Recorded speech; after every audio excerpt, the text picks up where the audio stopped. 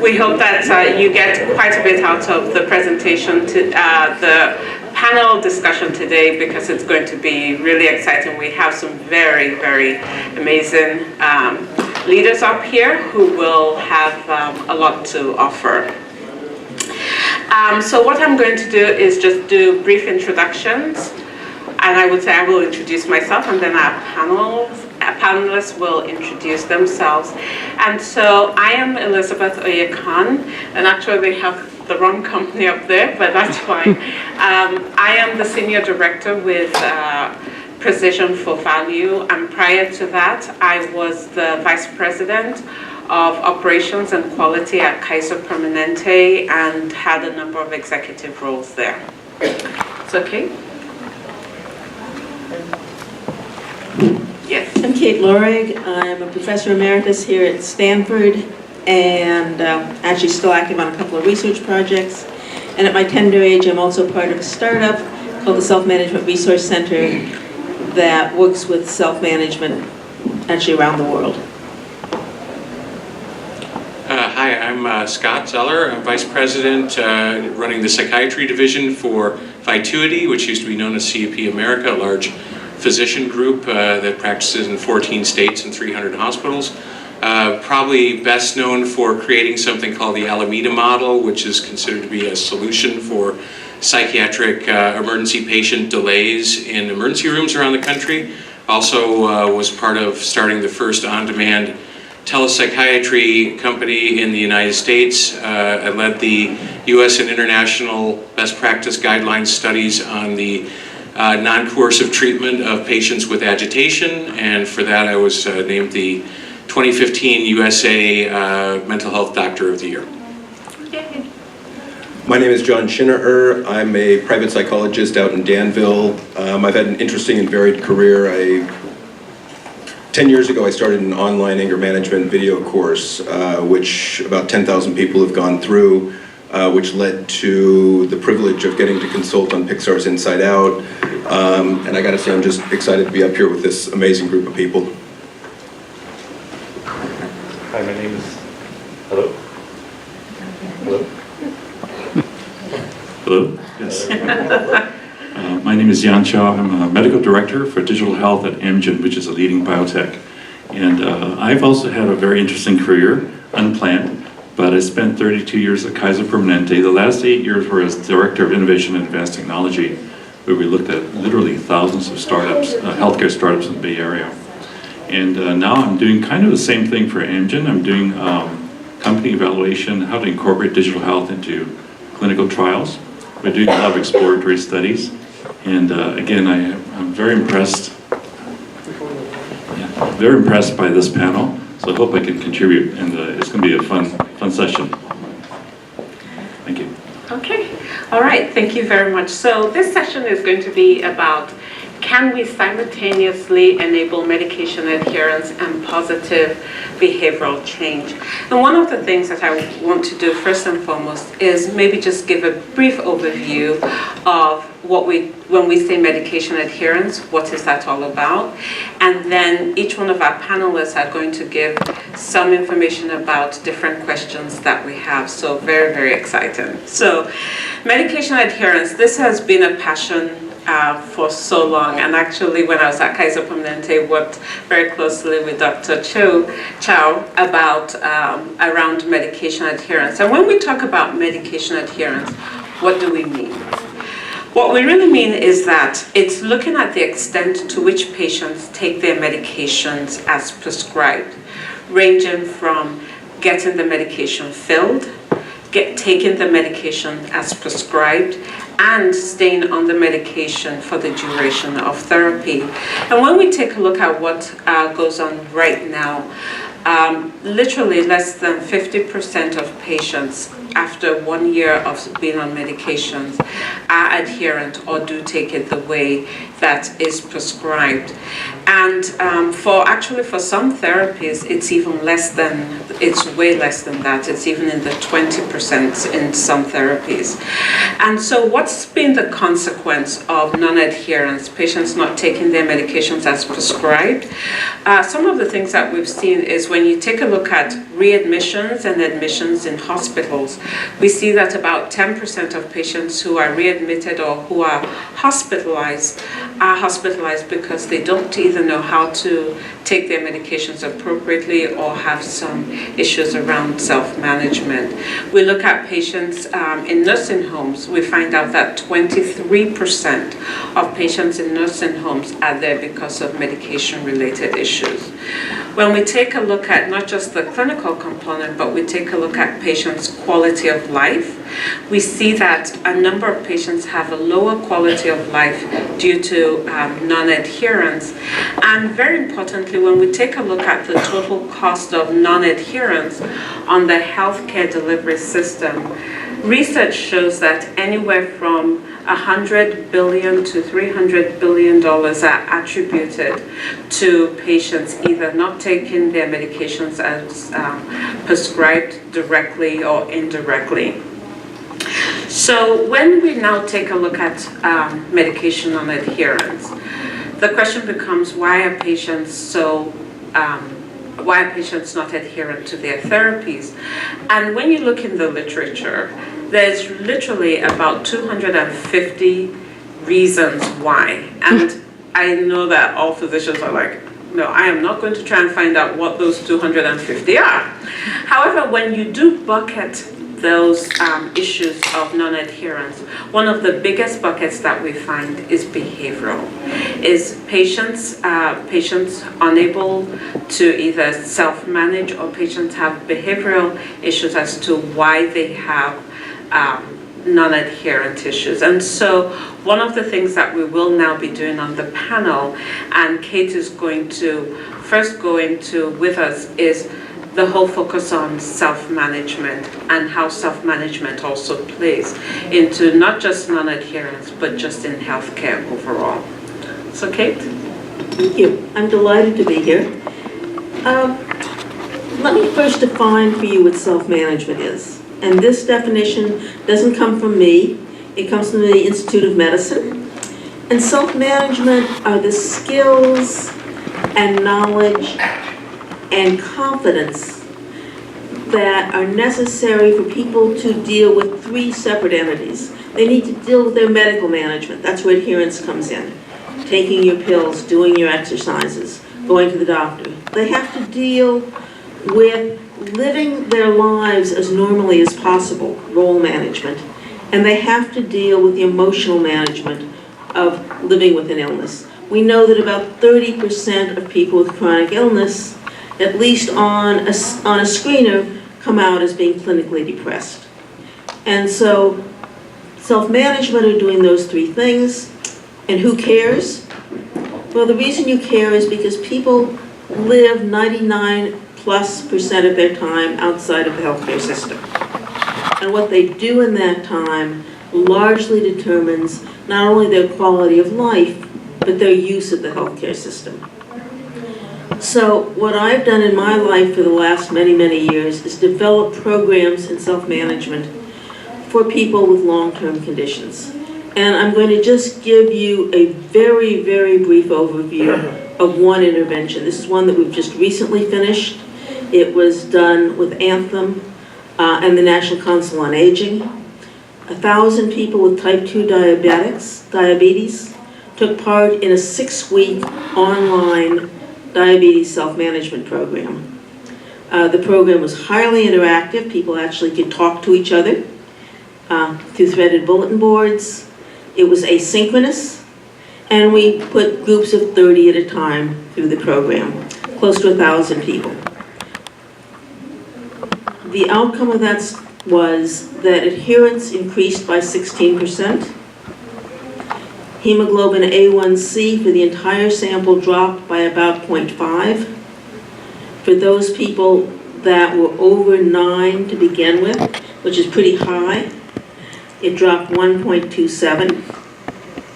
And the return on investment based on claims data was about $800 over 1 year per person. Those are 1 year outcomes.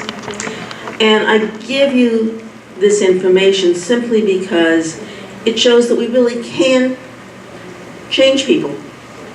People can change. People can self-manage.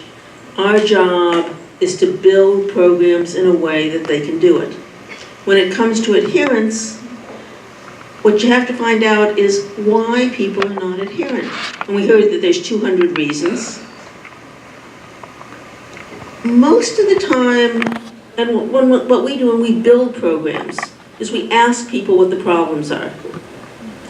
And the problems are, I don't know the difference between, they're not going to say this, but this is what happens. I don't know the difference between allergies and side effects. And I expect all medications to have neither, and therefore if I have anything, I stop taking them. They're too expensive. They're not natural.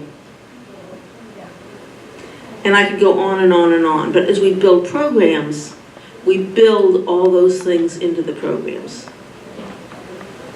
So I'm going to stop at this point and let my esteemed colleagues continue, and we can discuss this more a little bit later. Thank you so much, Kate. Thank you. So I am going to now turn this over to Scott. As a practicing physician, you've had to engage patients for the purpose of influencing them to improve their health outcomes. Tell us some of the things you have done to engage patients, and then how has that impacted both the clinical outcomes and the patient humanistic outcomes? Great questions, and thank you for that. Love the first part. That was very, very helpful. I think that set a really nice stage for what we're going to speak about today. I come from an area of medicine, psychiatry, that's probably the logical extreme for adherence. There may be in the mental health spectrum more difficulties with adherence with medications in the psychiatric population than maybe any other subgroup of people who are suffering from medical disorders and need for medications. And so some of the work that we have done over the last 10 to 20 years has been on engagement and figuring out ways that maybe we can break down some of the barriers and some of the causes for the reasons that in my specialty in mental health and psychiatry, behavioral health, that people are not taking their meds, not willing to take their meds, throwing away their meds.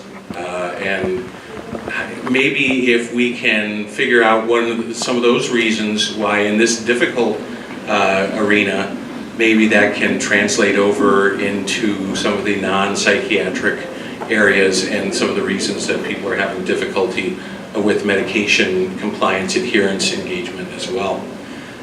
So I have already in a specialty psychiatry, and then I'm in an even smaller subspecialty, which is called emergency psychiatry. And the work that I do and my colleagues do is with people who are having, let's call it their worst days ever. Things are really bad. They end up in the hospital, in the emergency room, sometimes being engaged by police, emergency providers. Things are going very badly, and they end up in a situation sometimes where they're on involuntary police holds. In California, those are known as 5150s. So that seems like a time when things are most coercive, when it's most difficult for somebody, and the least likely time for you to think that caregivers, nurses, doctors, social workers, anybody else who's involved is actually somebody who has your best interest at heart. They're actually your adversaries instead. So our postulate has been, in that kind of really unpleasant, difficult situation, can we change that dynamic? And instead of thinking this is a time where it's us versus them, let's change that whole dynamic and let's think about engagement. Maybe if we can help people to work with us together, to engage with us, to trust us, to believe that we have their best interests at heart, that maybe if we can do it in this arena, that will translate over to other parts of their lives, and that will lead to engagement, that will lead to self-management, that will lead to people wanting to continue in their recovery and not see caregivers, providers as the enemy, but rather as an ally. So the work that we have been doing the last several years has been, how can we break down the concept of coercion and change it into making caregivers into what we call a therapeutic alliance. And maybe that translates well into all aspects of medicine. I think too often, historically, practitioners of medicine have had a very autocratic experience in that it's kind of like, well, I'm the doctor, you're the patient, you're going to do what I say, and you're lucky you had my time. And you can imagine that maybe that seems like a good deal when you're the doctor. But when you are the person who's going through that, maybe that's not the real experience. Maybe if you have questions, you have concerns, and they're poo-pooed or kind of pushed to the side. You don't feel like your needs are being met. You don't feel like your concerns are being addressed.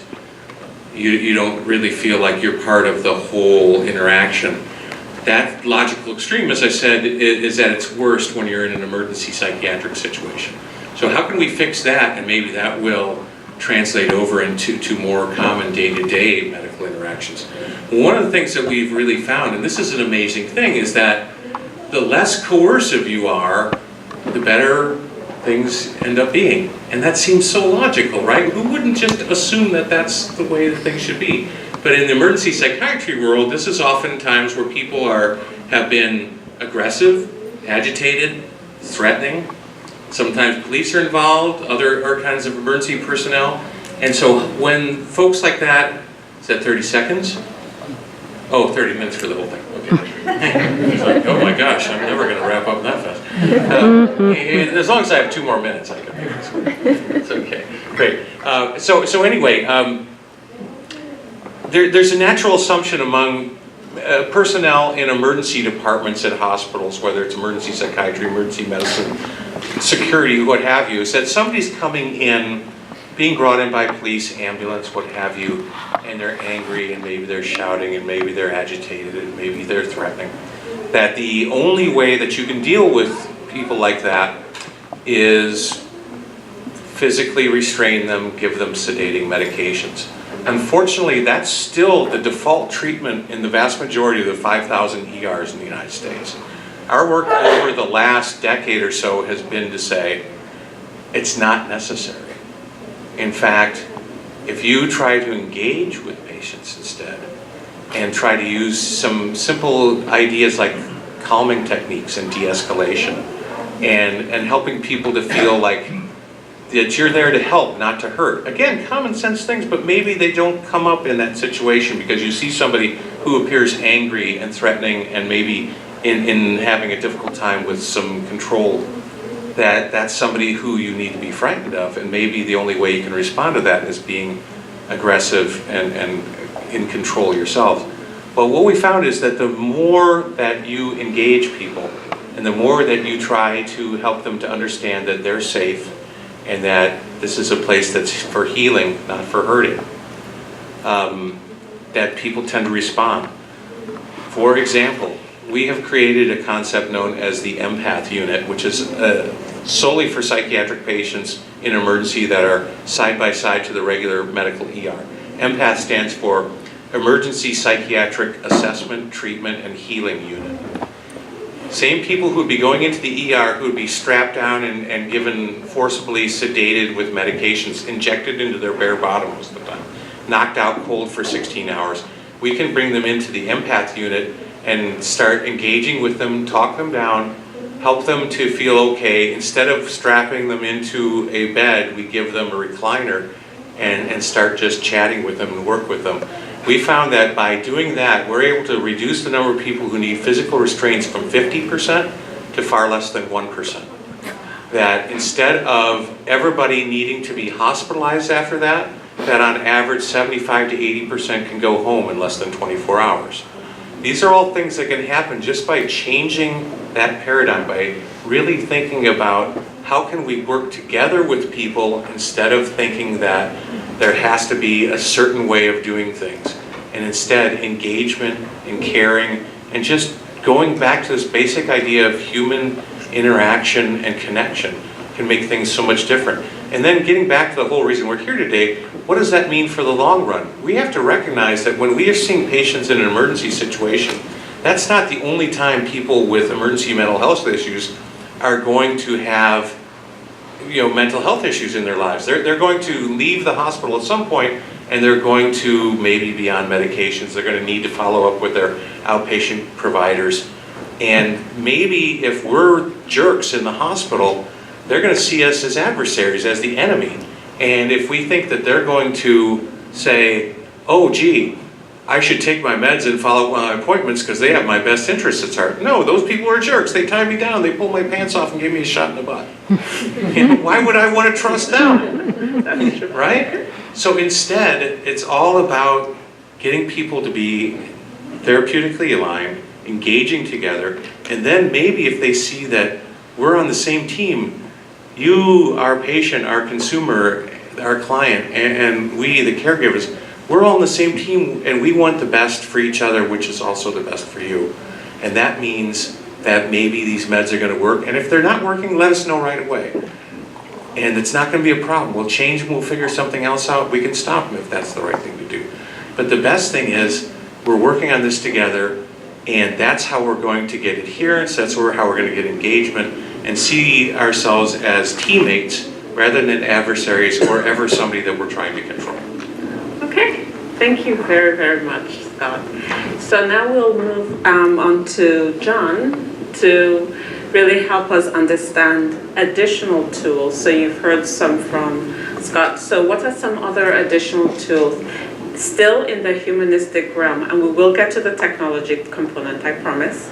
But in the humanistic realm, what are some of the other tools that you have been able to use to help patients identify some of their barriers, to help them identify their challenges, and just to help them overall in the space of self-management and adherence?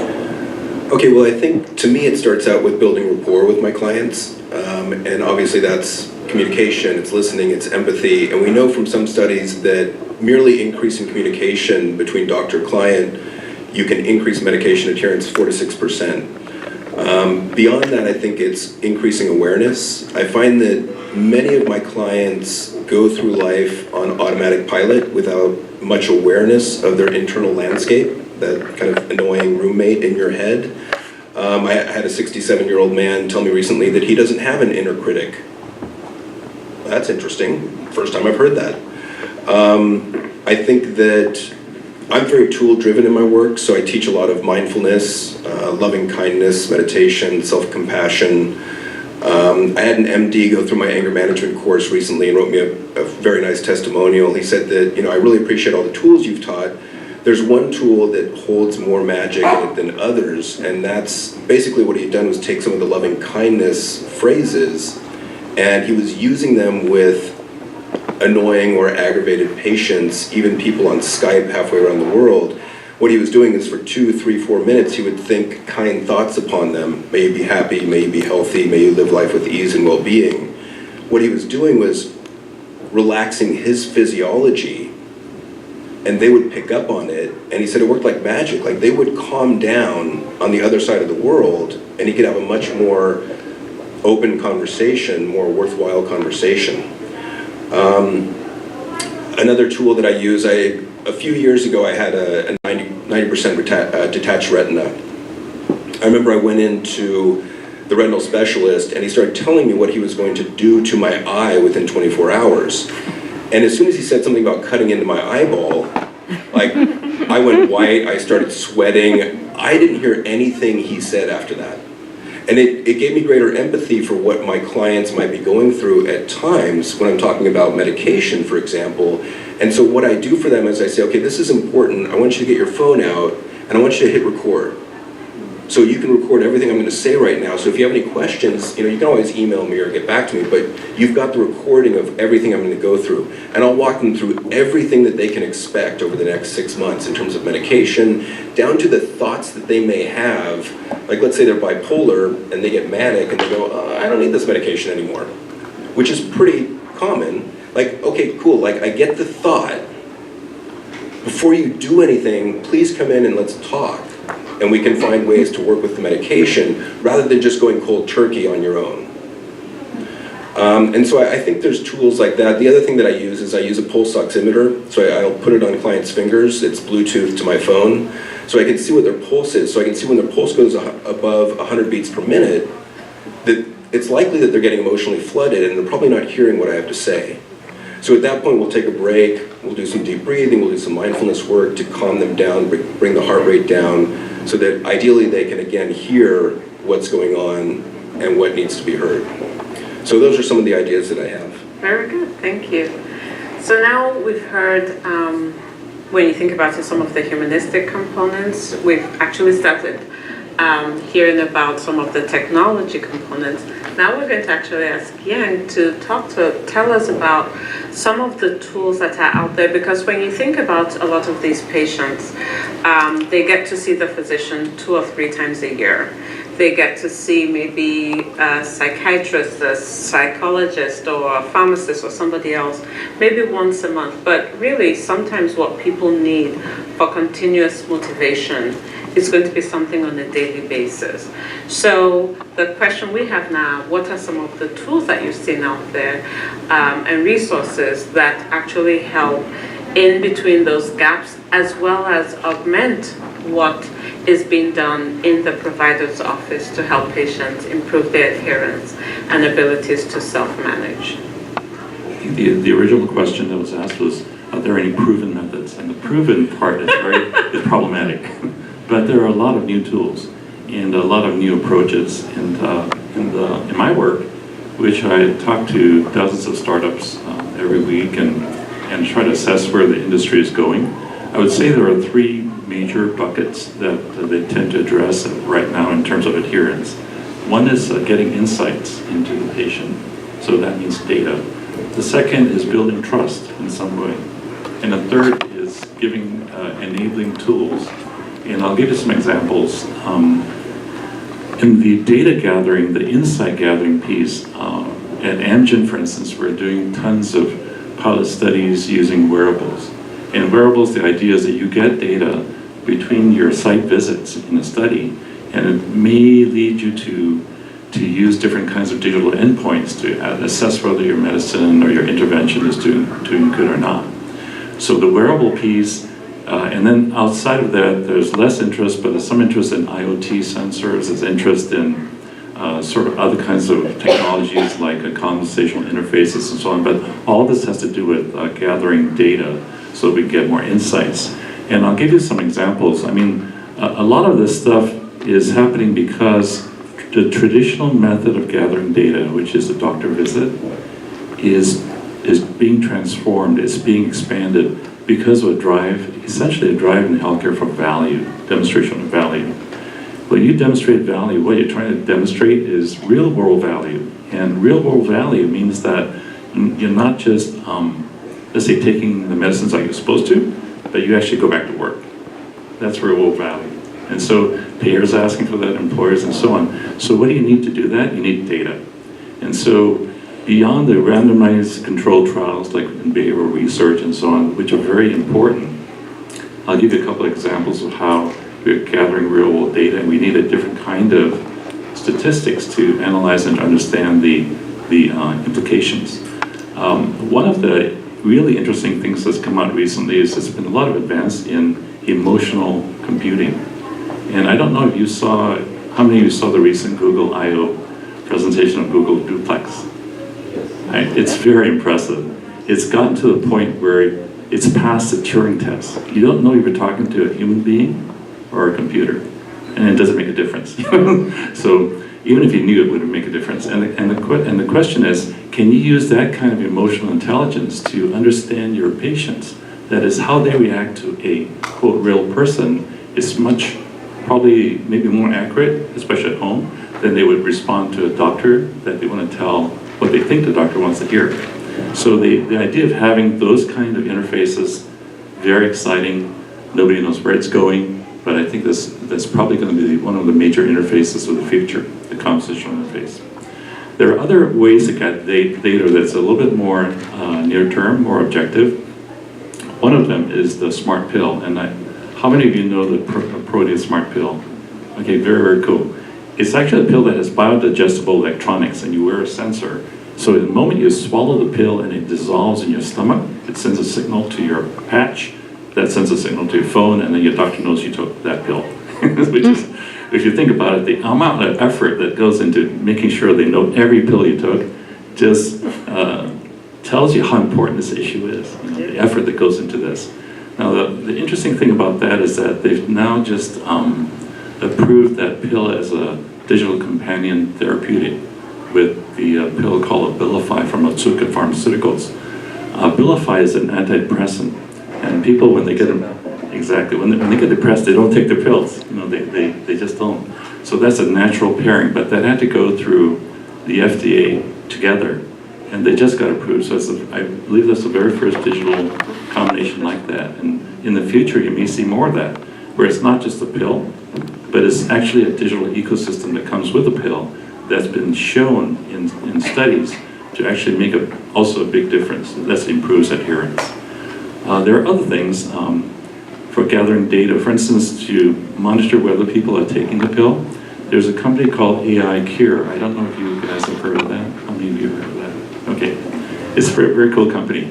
They use a smartphone camera, which is already built in, and it uses facial recognition, and it recognizes a pill. So you put the smartphone here, you hold up your pill, it recognizes the pill, it's the right time, and it recognizes your face, and apparently it can tell when you put it in your mouth, you can't really hide it, you can't game it, so you put it under your tongue and spit it out later. Apparently you can catch that.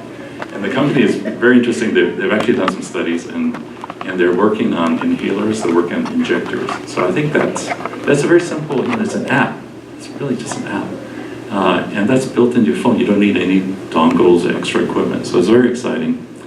And then finally, I want to mention that in terms of data, we've talked to some academic institutions who are working on detecting medication in sweat and saliva. And I think that's also coming soon, where you have a wearable that actually could tell you objectively if you are taking medications.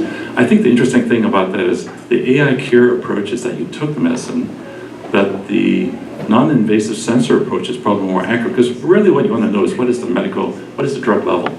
That's more important than what you actually took. You actually want to know the kinetics, you want to know the drug level. So I think that's very interesting.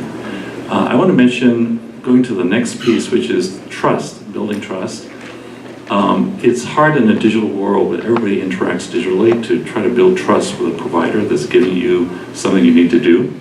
So how do you trust, let's say, a seller on Amazon? I do this, I'm sure you do it. You look at their comments, or the negative comments, okay? And so you try to figure out what other people have experienced, and you hope they're telling the truth. And I think a number of startups have started using these social network type of things, essentially to give you a level of confidence in a certain therapy or a certain physician, or a certain system. And I think that's very important. There's another technology that's also coming I just talked with a startup that's very interesting. It's actually an AI-backed avatar. Do you guys know what an avatar is? It's a form of a human on your PC or on your phone. And it's AI-backed, and it will have a conversational interface. It looks like a human being. So for instance, for a physician who has to, let's say, I was working as a pediatrician, I have had several thousand patients on my panel. To be able to talk to your physician and get the advice and interact on a totally scalable basis, anytime, day or night, is that actually useful or not? And the studies need to be done. But I think that's a very exciting possibility, because you're talking about how do you scale healthcare with minimal incremental cost, and that's certainly one way to do it. Do human beings trust avatars? If I talk to an IVR system, an intelligent voice response system, I know it's a robot. I know it's a robot, but I trust that what it says is true. And you think about it. If you see a picture of somebody on the screen that you know, like your doctor, your mom, something like that, and they say something to you, and you know it's an animation, it's a simulation, you will respond intuitively. You will act as if that avatar is a human being. And does that give you the kind of trust that you need to be adherent? Well, I think there'll be probably more studies in the future, but I think it's a very interesting idea because you can imagine patients that speak Chinese.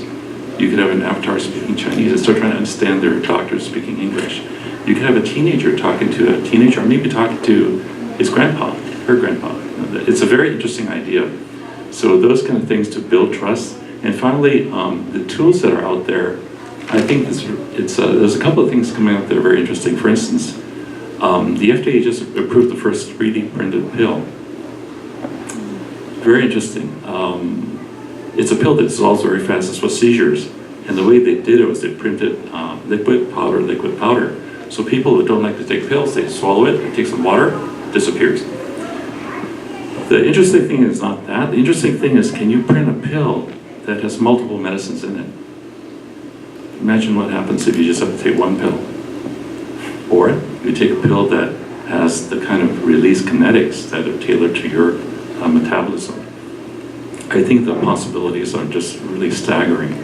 Can you print a pill at home or in the pharmacy at the point of delivery? At Amgen, for instance, we screened out a number of drug candidates because they were not shelf stable for 2 years. That's the minimum.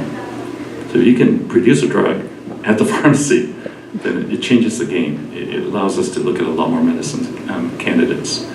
And I think, there are a lot of tools coming to the market, a lot of great ideas, a lot of people looking at very interesting ways to approach adherence and other things. But I think ultimately, when you look at these technologies, you kind of have to think to yourself, how, as a patient, as a physician, how am I going to use these technologies? Are they going to be a helper? Are they going to take over? Are you going to be able to trust the agenda behind them? And as a last example, human beings are essentially black boxes. It's really interesting. Think about computers. We're actually black boxes. We don't know how we really come up with decisions. That's why it's so complex to figure out what makes you adherent. So the fact that we're black boxes, does it allow us to use technologies that are black boxes? And I think that's a very, very interesting question. The FDA just approved the first black box algorithm for diagnosing somebody.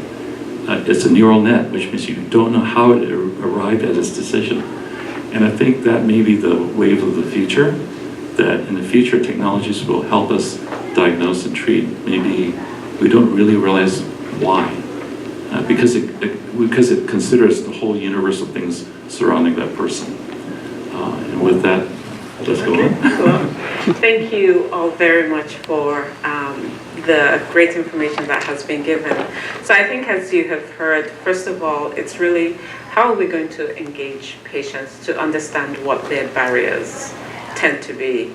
Because without understanding that, just think about it, if a patient's barrier is something around cost, and we're doing technology, it doesn't align. So the thing is, how do we really engage patients in order to identify their barriers? Because that will help us determine and tailor the solutions. That's one thing. Another thing that we've heard about is just ways of motivating patients, encouraging them, engaging them, de-escalating situations that really help them now see us in the healthcare field as different. Not the enemy, but really somebody there who wants to help. I think we've also heard of the amazing number of tools, and tools are going to be essential because as healthcare continues to move, as we move from volume to looking at healthcare value, we are going to need ways of how do we scale up some of the things that we have to do. A patient can't come in to see the provider like every day, every month, all the time, but we can leverage the provider as well as tools. I don't know how many of you know now that payers are now paying for tools, and also the AMA has now approved their first digital code to start paying for some of these tools. And Medicare is also now looking and is saying, hey, how do we pay for this? How do we, first of all, get the evidence of some of these tools in alignment with what the provider does so that we can actually treat chronic patients more effectively, better outcomes at a lower cost. So there's all of this going on at this point in time. And another reason, again, that I also just wanted to emphasize is one of the biggest reasons why organizations are looking for help in this space is really the moving of going from volume-based healthcare to value-based healthcare, where it's looking at the real-world evidence, looking at, are we improving the patient's outcome? So that is the biggest thing. So one of the last question that I have for each panelist, and we'll start with Yang at the end. It's going to be, with everything that we've talked about, and with just really the theme of the conference, what advice would you give a startup or a vendor as they begin or as they continue to develop products for healthcare to really improve self-management and or medication adherence? Thanks, Elizabeth. I think for, I guess one piece of advice I would give, and I've been in startups, I've advised a lot of startups, is you got to get outside the bubble. Because I think that, and I've been guilty of this, when you're developing tools that, for people that you know, it tends to be your millennials, people are digital savvy, and folks who can handle digital technology. I think you need to get outside of that. It's the old advice about knowing your customer. So when you develop a tool, you have to understand that the sickest patients are not going to be able to read the text, they're not going to be able to use a little small screen, you have to use an interface that they can use like a conversational interface. Those kind of things are really important because if they don't happen, then your solution doesn't work. So I would say, just like telemedicine, for instance, Scott's involved in, which is you get outside your office, see what people are doing in their lives. And same thing with a startup. Okay, thank you, John. Yeah, I agree with Jan. I think that you have to get outside of the bubble. You have to understand the customer, the emotional profile of your customer, the intrinsic and extrinsic motivations of them. In the anger management work that I do, there's a number of different motivators. Some people are trying to get through, learn anger management skills in order to save their marriage. Some are trying to stay out of a prison system. Some are doing it on judges' orders. And there's a wide variety of people out there that are looking for these tools, and we've had to work to understand what are the different motivating factors. The other piece of advice I would give is make sure you have sufficient capital. Very good. Scott. So in addition to what my esteemed colleagues have said, I think one of the things that needs to really be remembered, and actually something that listening to what Yang was saying was, is about hope and about positivity. And so much of what we deal with in medicine is sad stories and depressing things and scary futures. And yet here we are here today listening to about things that sound so positive and so promising. And we can translate that to our patient population and the people we work with and say, hey, you know what, there's so much better that's coming along, that's in the future, that's coming around the corner, and translate that to them and help them to understand that it doesn't always have to be a bad scenario, and there are ways that things can get better. And even though things might not be so great today, right around the corner, maybe tomorrow things are going to get better, and make that part of whatever you're doing and translate that into new techniques, new technologies, and I think that that's going to really translate well into patient acceptance and adherence and engagement. Kate? I'll go one step further in getting outside the bubble, and that is that you design with, not for. And what does that mean? It means that when you think about who your end client is, they're part of your design team from the very beginning. It also means that you pay them, by the way. They're not volunteers. They're the real experts. And there's lots and lots of ways of doing that. It means having your end client as part of your design team and listening to them and not just bringing them in for a focus group or a usability test.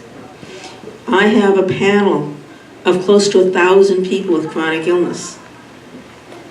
I can get to them virtually anytime I want. They designed our logo. They designed our name. They tell me what the problems are that we have to do. When I redesign, I'm about to redesign right now, the first thing I do is ask them, what are the problems? What do you like best? How do we change? And in every step of the way, we're designing with and not for.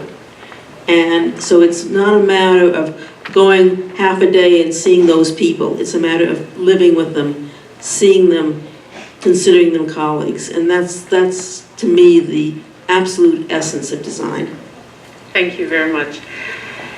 And I will summarize this from a payer's perspective, because the other thing that I think people want to know is, I design all these wonderful things. Who's going to pay for it? Who's going to use it? Who's going to allow us to use it with their patients? And being in the payer world, both from a integrated delivery system as well as with the team members that I work with now, one of the things that payers are telling us constantly that they're looking for is, will the tool or the product help me meet my overarching goals? And what are some of the goals? The goals, bottom line, boil down to the triple aim, which is, will it help me improve my quality and the care for the population? Will it help me get better outcomes for the individual patient? Will it also help me, just being very frank, will it help me meet those quality measures that HEDIS is looking for, Medicare Stars are looking for, and now when you think about it, MIPS and MACRA and all these new value-based quality measures, will that tool help my providers meet those goals? The other thing is, they'll be looking for in the area of patients' quality of life, CAPS, and I cannot remember right now exactly what the acronym stands for, but CAPS is a measure that is used in healthcare to look at a patient's point of view about the healthcare system, and it is gaining more and more importance in the healthcare world, and payers are being paid based on this or being penalized, and the thing is, will your tool help them in that space? Finally, will your tool help them reduce total cost of care? It doesn't mean that it has to it has to reduce the cost over here, but when you look at the total cost of care, when your tool is brought in, will that tool either help my patients stay adherent, which means that they will not have progression of disease and complications? Will that tool help reduce readmissions? What will that tool help you do? So really focusing on the triple aim and understanding the payer's goals when you're working on tools will therefore help. So with that, I'd like to first of all thank our esteemed panelists, and we'd like to open up the floor for questions. Yes, please. Yes. So first of all, I really appreciate the things you've said. Thank you. My name is Arthur Keller from Psychoanalytics, and I really appreciate the things you've said. I think that there's one thing I didn't hear, and I wish you would comment on, and that is, it also has to fit within especially in primary care, the physician's workflow, and not increase the amount of work that the physician has to do. And the physician has to be able to figure out which of the many tools to get to prescribe or allocate, or whatever the right word is, to which patient, or tell a patient to use. So in that case, how does the physician make the appropriate decision? How do we make sure that the physician doesn't get overloaded, especially with the increasing assembly line of primary care? Please go ahead. Yeah. One of the things is that you don't expect the physician to do self-management. They don't have 14 and a half hours. I do. And so all I really need is I don't even need the approval. I can go directly to the public. People have a right to know that. So all our programs are done through area agencies on aging, healthcare systems, YMCAs, public libraries. And so I think part of this, and I'm not mitigating the role of the physician, but for a lot of the things that we need as far as behavior change, it's not something that has to be prescribed. It's something that people can do. And there are also other payment mechanisms. The QIOs are paying for behavioral interventions now that are outside of the mainstream of the healthcare system. They're done in the communities. So I'm not saying it's the only way to do it, but it's one of the ways. And I absolutely agree. Our physicians do not have a single extra minute to look at data or to do behavior change. And anything that requires them to do that is probably going to be rejected. Also, I'd like to add that quite a few startups have proposed that if you look at the EHRs that a physician has, you can do mass and big data screening, you can do data mining, machine learning, and so on. And so therefore you can identify perhaps constellations of things, that could signal certain people for maybe this person would be more likely to be compliant or not, and things like that. And in fact, we just finished a study doing that. Didn't work out, but, but the issue is that you need access to data, and you need it, without having the physician do it. I mean, you kind of think it should be a sort of a patient right, but there's a lot of debate about that. So access to data is an issue. So if you can't access the EHR data, now people are going with the wearable data, other kinds of data that are patient generated. So yeah, I think a lot of bright people are working on it, but you're absolutely right. And I think the physician workflow is already too challenging, and it's too hard to add something else on top of it. Yeah. And another thing that I would say is that in the healthcare system that I've been a part of, we actually don't expect the physicians to get into a lot of those details. We do expect them, though, however, to be the captain of the ship, which is they can help the patient understand the totality of the picture and then let a patient know, what, I'm going to either have the care manager, the pharmacist, or somebody else take care of it. So as part of the physician's team, we are seeing that is where we've seen it being more successful. So trying to do it one or the other ways has success, but actually the physician team, which includes other team members ranging from whether it's your MA all the way up to your pharmacist, we've actually seen that has been very successful. And we've been told that time's up. Thank you all very much, and wishing you the best on your travels back home.